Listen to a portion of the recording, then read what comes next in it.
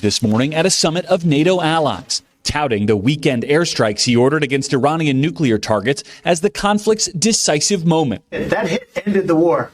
That hit ended the war. And assessing the fragile ceasefire forged between Iran and Israel since, still seemingly holding today, after a phone call the president made from Air Force One to Israel's prime minister Tuesday, urging him to call off a planned airstrike. And they brought the planes back, and it was a great thing, and it's going very well. The president also pushing back hard against an initial assessment by the Defense Intelligence Agency that U.S. airstrikes on 3 Iranian nuclear sites were less effective than the administration has claimed, setting back Iran's nuclear program by only 3 to 6 months, according to 3 people with knowledge of the report.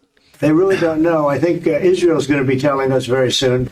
We hear it was obliteration. It was a virtual obliteration. Trump arguing the Iranians will have no appetite for continuing their nuclear program after a bruising 12-day war. I don't think they'll ever do it again. I mean, they just went through hell. I think they've had it. The last thing they want to do is enrich. Leaving the White House, the president also flashing frustration at both Israel and Iran for testing the tenuous ceasefire. We basically have 2 countries that have been fighting so long and so hard that they don't know what the they're doing. The president arriving in the Netherlands late Tuesday for a NATO summit that will see him in Europe for less than 24 hours.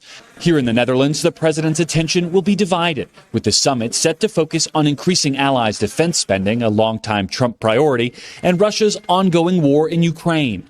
Trump expected to meet with Ukraine's President Zelensky here today, after canceling a planned sit-down at last week's G7, flying home early instead to address the Middle East crisis. Well, we'll discuss the obvious. We'll discuss his difficulties. He's got a little difficulty.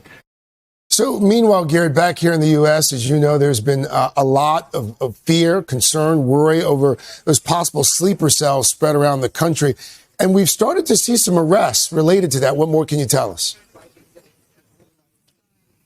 Yeah, Craig, ICE says over the last 48 hours or so, they've arrested 11 Iranian nationals, including a former Iranian army sniper and a man with admitted ties to Hezbollah, although none of them have direct terrorism links or linked specifically to sleeper cells. And the Department of Homeland Security says there are no current credible threats of terrorism against the United States.